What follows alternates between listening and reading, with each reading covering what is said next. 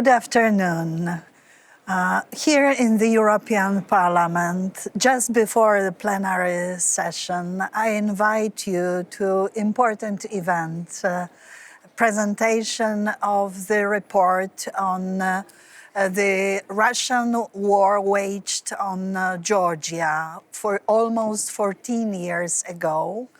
The report prepared by the outstanding Georgian diplomats and now members of NGOs, advisors to important politicians and politicians themselves.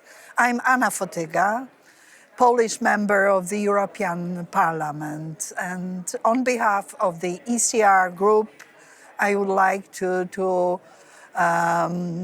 present together with Ambassador Batu Kutelia and Ambassador Vasil Sikoralidze, the report August 2008. After the war on Georgia, the ceasefire agreement was facilitated by then French presidency, the president of France. And now we also have a war waged by Russian Federation, Putin's Russia, on Ukraine, full-fledged scale of war. And once more, we have French presidency. So without much ado, very interested in circumstances leading to this role, international environment, the conduct of war and post-war situation, we would like to turn to our distinguished interlocutors to present findings.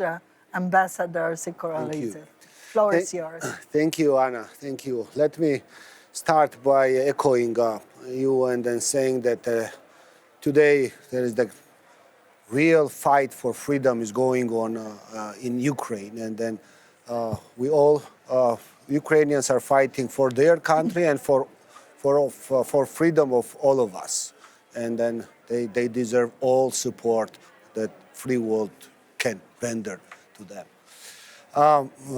Let me start by saying thanks to ECR group and personally to Anna Fotyga for supporting this paper. We finished it in December, 2 months before Russian full-scale invasion of Ukraine. And we would like to speak a little bit about our findings and also the striking similarities about the methods used by Russia to pursue their revisionist goals and then to undermine the security and stability in Europe and also the order on the European continent. So 2008 was important milestone because it was the first time since end of Cold War when Russia actually with the military force invaded another country with objective to change its borders and to change its elected government. Georgia was chosen because of its remarkable progress after Rose Revolution, when Georgia achieved made the important achievement with regard of the modernization of the governance, economic growth, and then democratic development, and also made the progress on its way to European and Euro-Atlantic integration. That's actually was the main reason that Putin has chosen it, and then we also can see the road how Russia went and used all components of so-called hybrid warfare to undermine Georgian state, undermine Georgia's progress and undermine Georgian state in general. But Georgia was not the sole isolated component of its policy. It is policy that is directed against stability, security in Europe, and against world order is on place. And Georgia was the point where this hot phase of this war has started, and the continuation of which we see today. Actually, I'd like to draw your attention to the different components that have been used, that we saw and experienced, the gas cuts of energy supplies, that the Georgian dependency on Russian gas was very high, and there was the huge mistake of Georgia had made. But when energy cuts have not worked, and Georgia found another alternative supply, and Georgia's dependency on Russian gas was not has not become that high. Then there was economic warfare, or economic and trade was used as a weapon of war. And the Georgia's dependency at that time on Russian trade was also very high, and then this component was also used. But due to reforms and the good governance, Georgia quickly started to reorient its trade to different markets. Maybe sometimes in the middle of 2007, Putin made this decision to militarily invade, and we can't talk about it because all steps made after summer of 2007, the Kremlin made, were leading to the military invasion, starting from withdrawal from the CFE agreement, going to increasing its military presence in Abkhazia and South Ossetia, as well as military provocations that eventually led to 2008 open military invasion of Georgia, with clear objective to undermine Georgian state and to establish puppet government. About that, it was clearly stated by Foreign Minister Lavrov in his conversation with the State Secretary Condoleezza Rice when they had the phone conversation about the ceasefire. And Lavrov mentioned as a hosting of Georgian government, elected government of Tbilisi government, as objective of Russian military invasion. I'd like to stop here and pass to Batu to continue, and then I'd be glad to answer all questions you might have. I must say that I remember this time perfectly well. I used to serve as chief of the late President Lech Kaczynski's chancellery, then in this office, visiting Washington frequently, talking to President, also contacting my Georgian counterparts. We were pretty aware about mounting pressure. Ambassador Kutelia, could you please tell us about developments in days immediately preceding the war and the developments during war and leading to ceasefire talks? Yes, thank you very much, Anna. Thank you for your leadership and picking this important issue, especially these days when we see full-fledged war that Russia waged against Ukraine, but not only against Ukraine, but against the free world, the idea of the freedom and democracy. That's why we today say that Ukraine is more than Ukraine, and that the days of Russian invasion in Georgia, we were saying that the Georgia was more than Georgia. And a very important component of our research and the paper was to analyze the bigger context of the events. What triggered Russian aggression, how Russia interpreted Western behavior, and also how Russia perceived its goals, exploring the weaknesses of the international security system and organizations, where they had either veto power or direct or indirect influence. So in this report, you could see that Western security system or the global security order that is based on this system was not ready at that time to prevent Russian aggression. Aggression that Russia declared openly, Putin himself declared openly in 2007 on Munich Security Conference, and then slowly starting exercises, implementing his plan, as Dato said.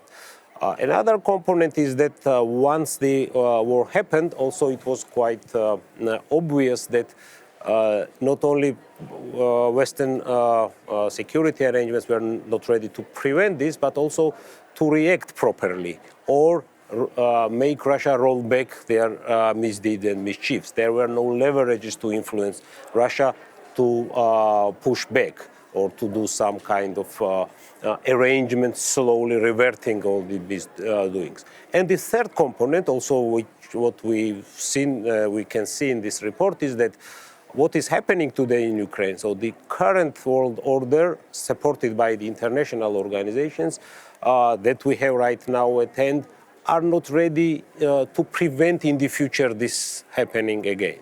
There are immediate reactions that made possible Georgian state to survive at that time. First of all, it was immediate military reaction from the United States and President Bush, shipping humanitarian aid with military ships and military aviation. That was a strong signal that the humanitarian aid to Georgia will be militarily supported by the United States.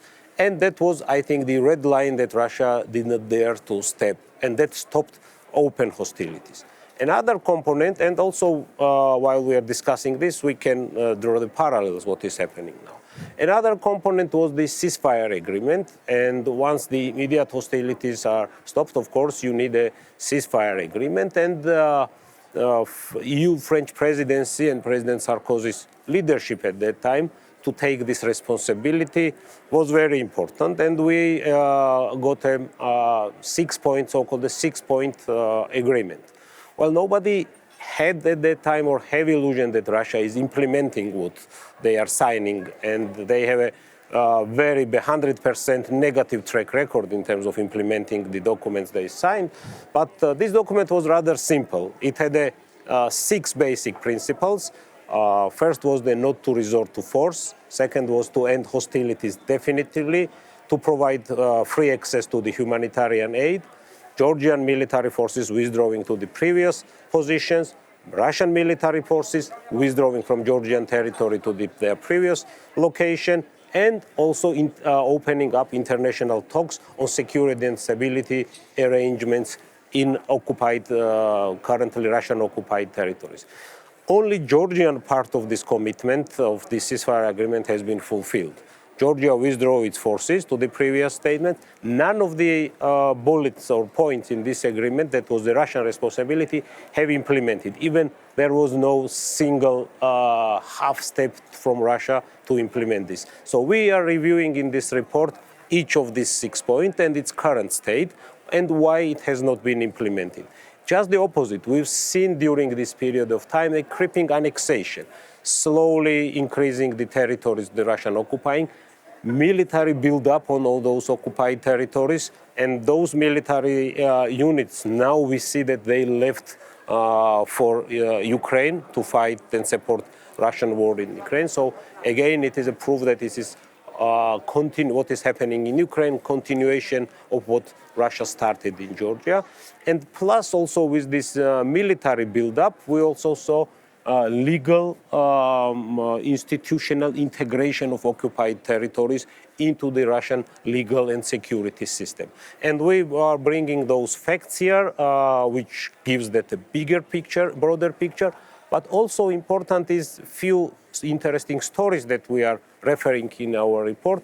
One of those stories is that a quote-unquote defense minister of South Ossetia at that time Now, once in 2014 Russia started war against Ukraine and annexation of Crimea, this person has been seconded now to fight against Ukraine. Yeah. So this is a part of the system. This is one particular story, but it really gives the strength of how Russia operates. And then more importantly, of course, as every report should be doing, this report brings up the recommendations. So we divided our recommendations in 6 major parts. First recommendation to Western community, to European Union, and especially because, again, after 14 years, we have a French presidency. I think it's kind of a symbolism and also the opportunity for EU to finish the unfinished job that has started there. So the first recommendation is to make this unfulfilled 6-point agreement part of the bigger European security agenda context. It is one building block of unfulfilled commitments, but it's part of the wider discussions, and especially after what we see is Russia is doing in Ukraine, that discussion will be happening sooner or later, but sooner better. And this holistic policy should encompass, and we advocate it here, of economic, defense, security, and democracy pillars. On the other hand, also this recommendation includes a more offensive stance from the Western community. And in offensive stance, we mean, and here we advocate now well implemented sanctions policy. And we also advocate here, and it was even before the war, that economic, political, and individual sanctions should be part of the democracy being offensive against Russia. The second recommendation is about the re-energizing the process of unfinished job. So again, Georgia is more than Georgia, Ukraine is more than Ukraine, and the unfinished job is this idea and concept which we all like, and now we see it's in a Western vocabulary quite often used again, and I'm really happy to see it: Europe whole and free and at peace. This business was not finished in 2008. It was stopped at Bucharest NATO summit at the doorsteps of the Georgia and Ukraine, and this process needs to be prolonged. And that leads us to our third recommendation, particularly to the NATO membership. And in Bucharest, Georgia and Ukraine got this promise, and we think that not only every inch of the NATO territory should be defended, but every inch of NATO promise should be defended. And Georgia and Ukraine NATO membership is a NATO promise, and should be NATO's political agenda as soon as possible. The fourth recommendation is directed towards the European Union and the Western community. We've seen Russia trying through different hybrid means to see the differences or the cracks within the unity, but also we've seen that this unity is so powerful that really supported Ukraine's fight against the Russian aggression. And this unity should be reinforced by the policy of no to divide option. And this no to divide should be kind of an umbrella policy that every bilateral relations with Russia, whether it's an energy, whether it's a trade, even humanitarian issues, should be coordinated and synchronized among the Western allies, not to let Russia to exercise some kind of differences. And our fifth recommendation is concerning about the Eastern Partnership project and program, which, when it was introduced, had a big strategic impact. I think it brought a very good shedded light the way how Georgia, Ukraine, and other Eastern Partner countries would integrate in Europe. And I think Eastern Partnership should expand its scope to the defense and security and peacemaking. Now, especially after the Ukraine thing, it is more than relevant what we advocate in our recommendation. And plus, last but not least, our sixth recommendation is EU's economic impact and the soft power. So again, when we speak about the consequences of Russian aggression, one of the biggest leverage that European Union has against the aggression is the soft power of economic integration of the countries affected by Russian aggression and countries that are on the front line of democracy, having a strong economic influx in the infrastructure in economy, in a trade that will secure their place in the future European architecture. That was also is the will and the expressed desire of the Western community and the result of this unity that we hear nowadays a lot. So I will stop here. This was the trajectory of our report and the conclusions, and would be happy to discuss particular components of it.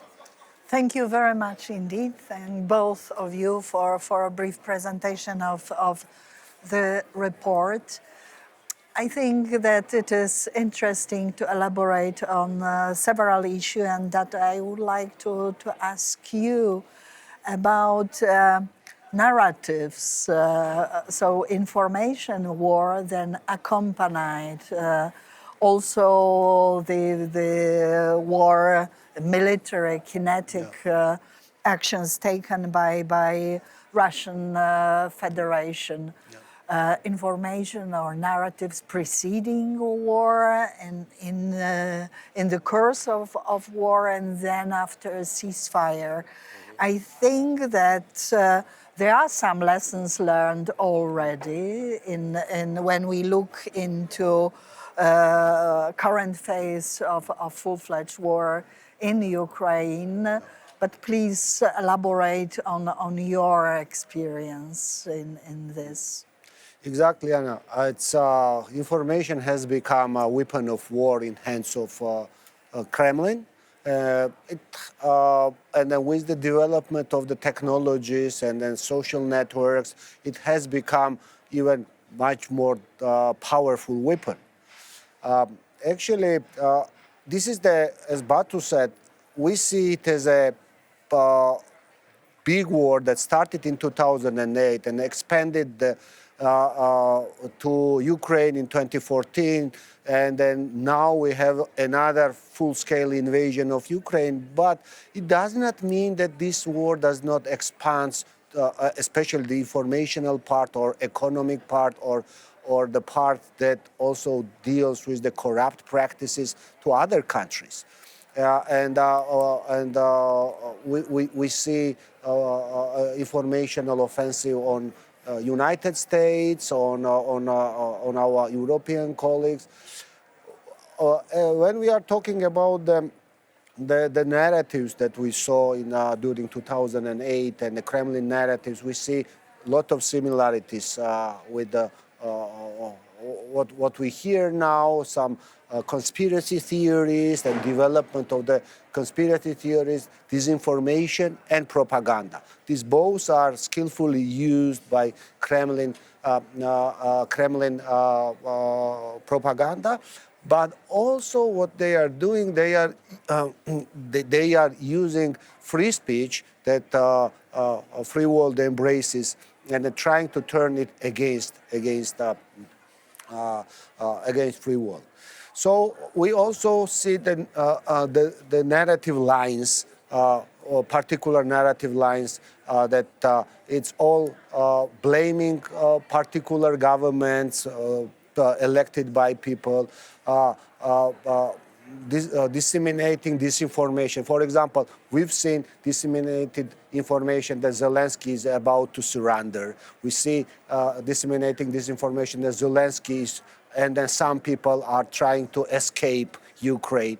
We saw it exactly the same narratives in Georgia, that Georgian government, that some government officials were leaving. No one has left. No high-level government officials has left. They all were staying in Tbilisi.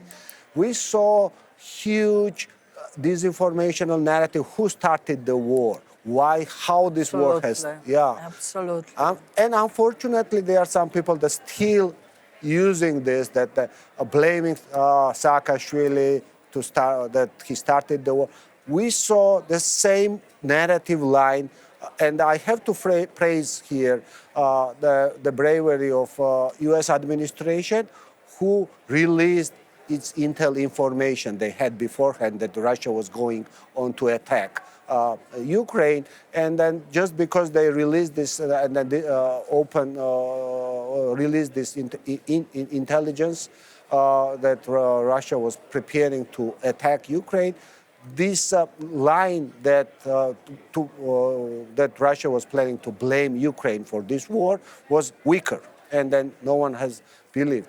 That was not case in Georgia, and then we saw Putin saying about 14,000 victims in Donetsk and Lugansk. It's very similar to what Putin was saying about the 2,000 people died in Tskhinvali region, which never happened. And so, lot of similarities. Yes, sir. Yes, certainly. I think that after war of August 2008, in international perception, this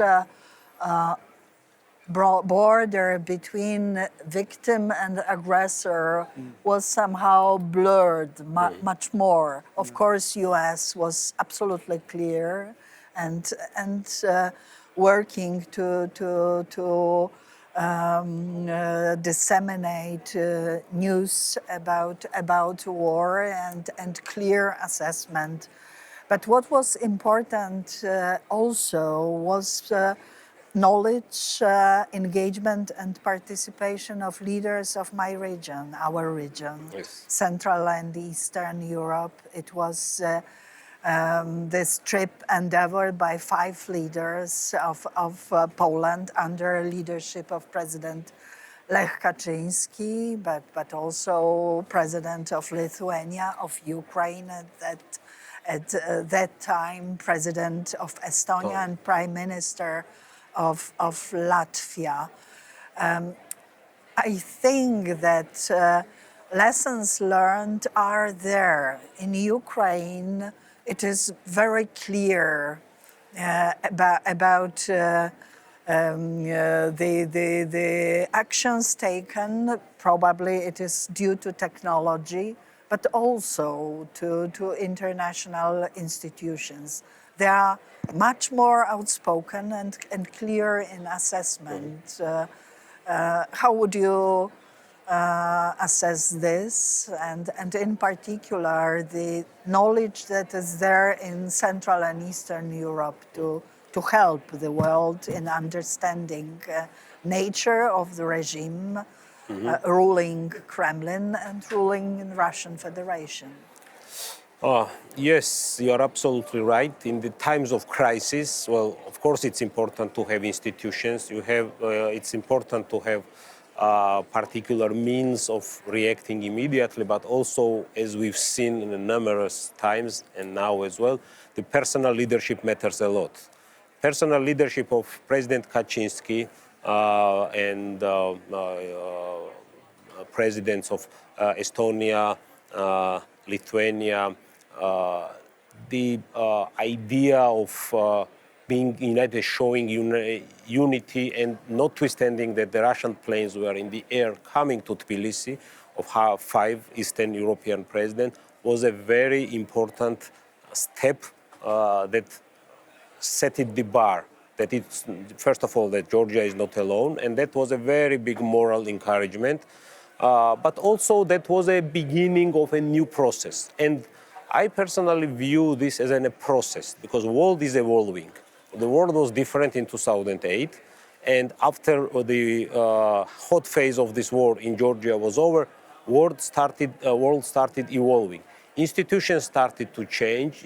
It was a quite painful process, realizing that there were mistakes made earlier to prevent and ways to find the solutions. Unfortunately, it took quite a long period of time to learn some of lessons. For example, even notwithstanding of the 2008 invasion and 2014 Crimean annexation, until 2016, the day when there was a NATO summit in Warsaw, the NATO and the allies were mentioning Russia as a partner. So it took 8 years to shift this paradigm that Russia is not partner anymore, but the enemy number one. So there is a lag. Well, democratic countries have, of course, some lag because and authoritarians perceive it as their advantage. They can act quickly, and democracies need to adapt and react, and they have some time to consolidate public opinion. But still, there are some lessons even during these 8 years. First of all, there should be no reset with the aggressor. And I think the reset policy launching immediately after war, and now everyone says that admits that that was a strategic mistake. Also, no commercial deals or no dual standards dealing with Russia economically. For example, no French missile Mistral ships to Russia, while they are aggressors and violated the sovereignty and territorial integrity of second country. So these are the lessons that we've learned, and now, still unfortunately, it took a long time, but now we see that institutions are realizing that still, besides, the soft power, the hard power or military component is needed to stop the aggression. We see this changing as well, starting with the NATO raising the military spending, more capabilities, not only to the NATO countries, but also to the partner countries who are contributing to the overall security in Europe and the Euro-Atlantic area.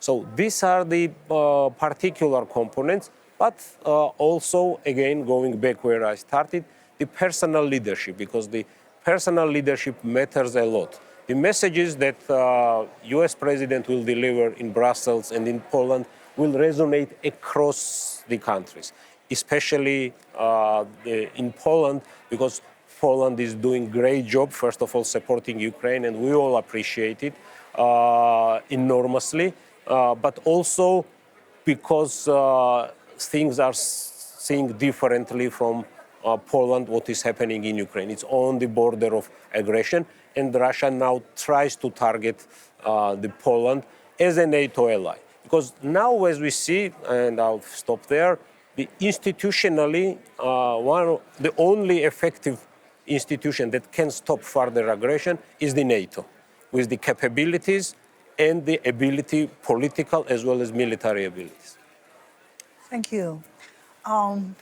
Well, several months after war in Georgia, President Lech Kaczynski, one of a person perceived by Russian Federation as an enemy number one, perished in Smolensk catastrophe.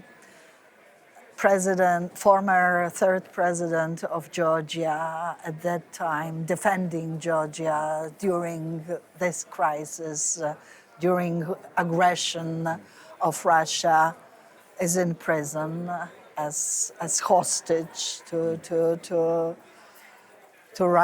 Russian wishes. On this, it was, I think, that special environment to this was created also by a report, so-called independent report by Heidi Tagliavini. Can you, as I told, blurring this border between aggressor and the victim, trying to rationalize war. How should we act vis-a-vis aggressor? What is necessary? Because when I read the report, and I repeat, it was finished in December 2021, before the full-scale aggression on Ukraine. Many points are still valid. And how should we avoid this unclear assessment of situation? Yeah, you are absolutely right.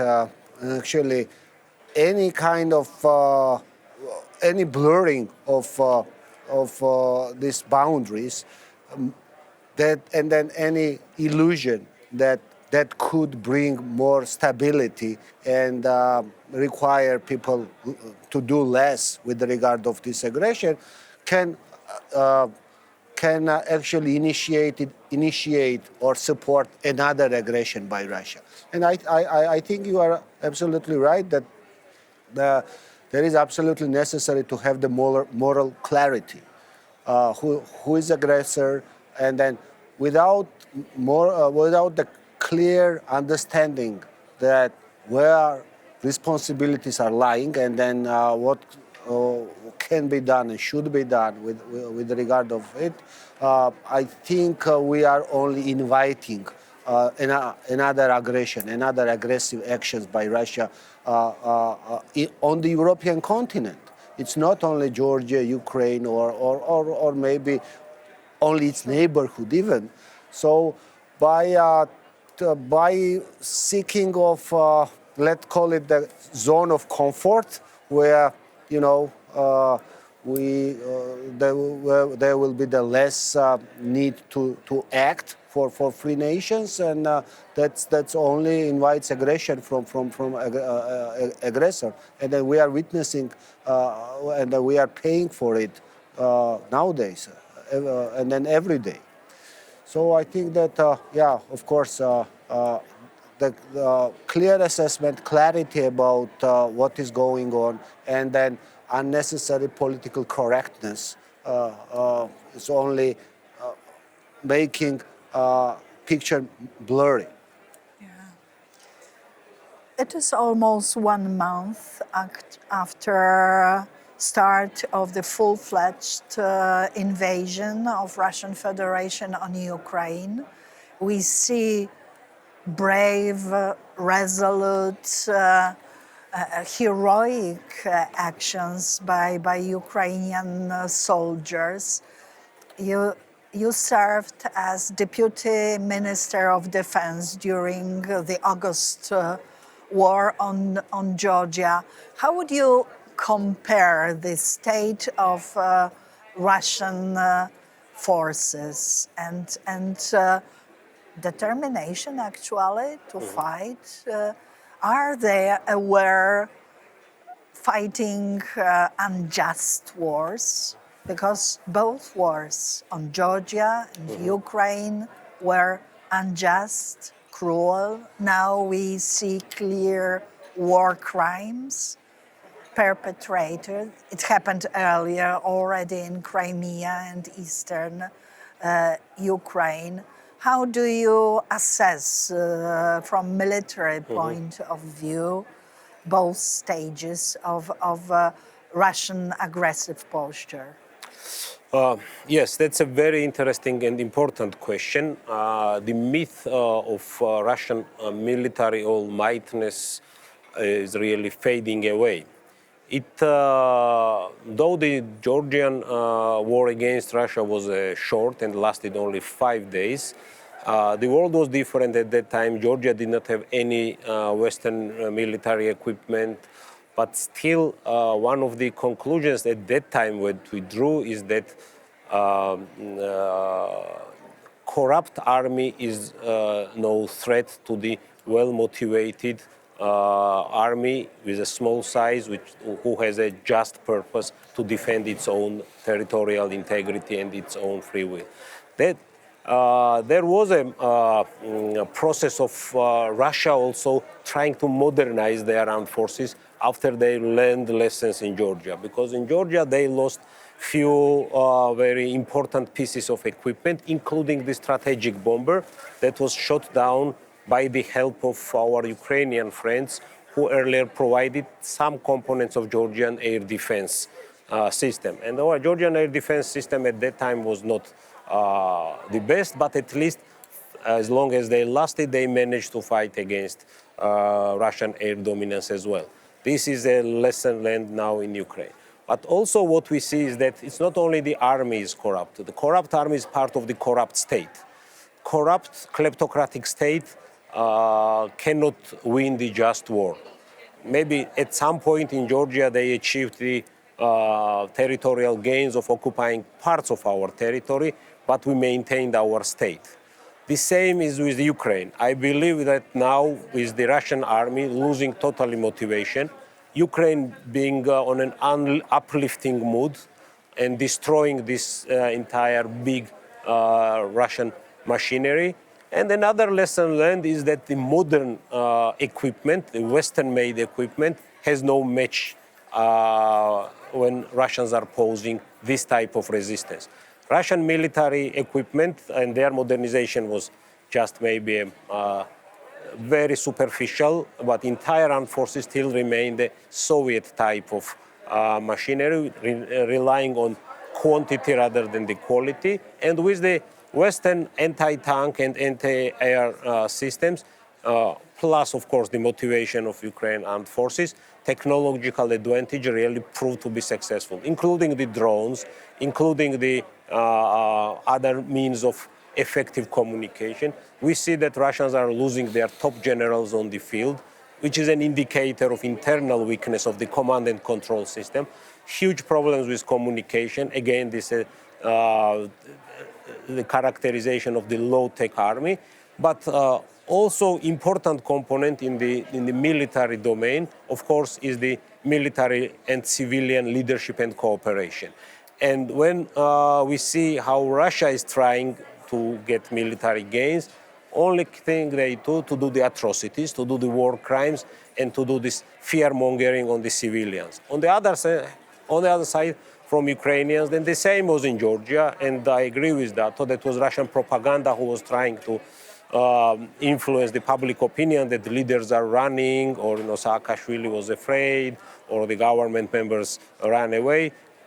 That never happened. This is not happening in Ukraine. That's what Russia wanted to achieve, and they could not achieve. So there is no only one leader, President Zelensky, right now, but he is the leader. But there are other leaders, city mayors, civilians who are in charge of taking care of civilian population. So these components, military, civilian, morale, technology, and of course the Western support, and when you have a strong tail support, this is the decisive in that type of wars.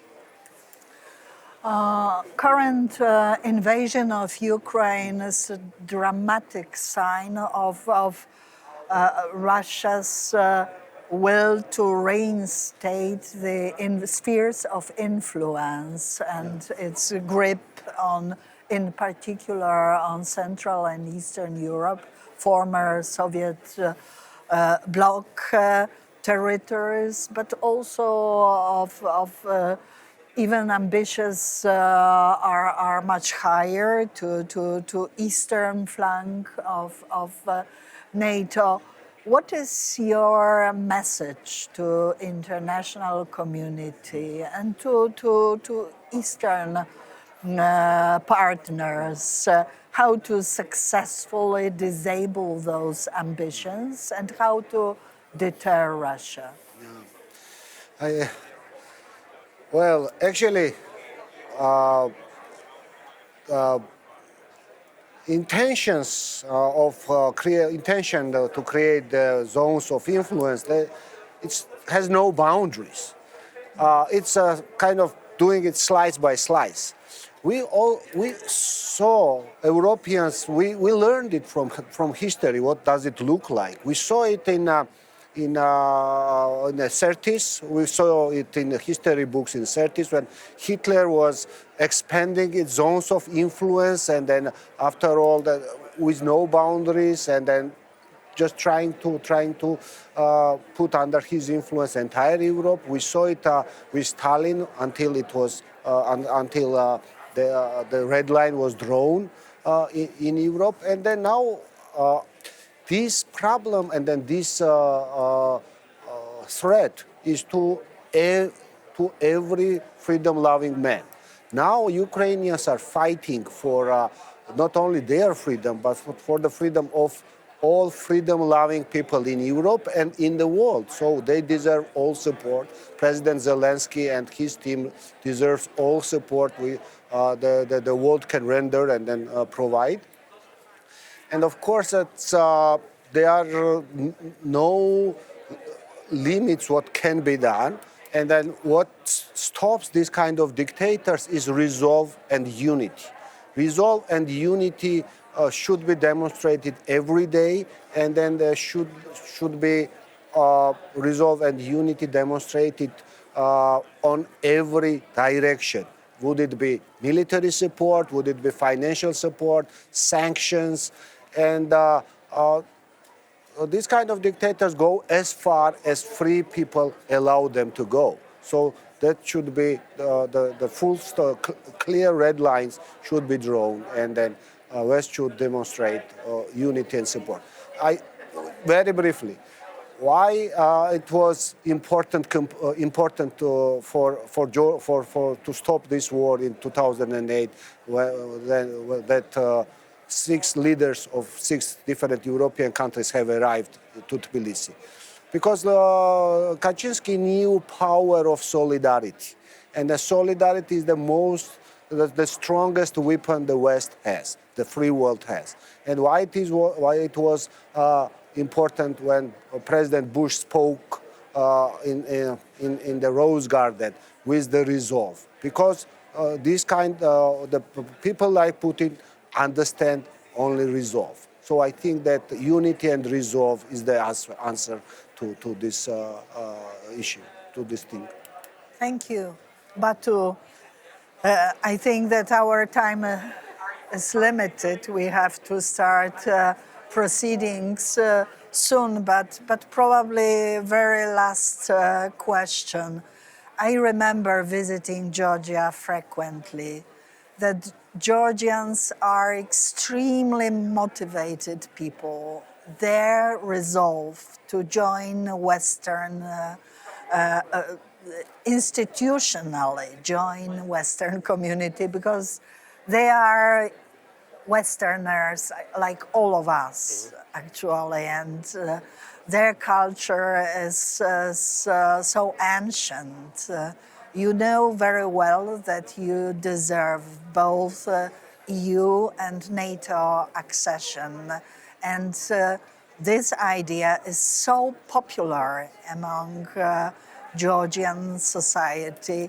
What is your advice for international community and for Georgia, how to proceed in order to achieve this goal?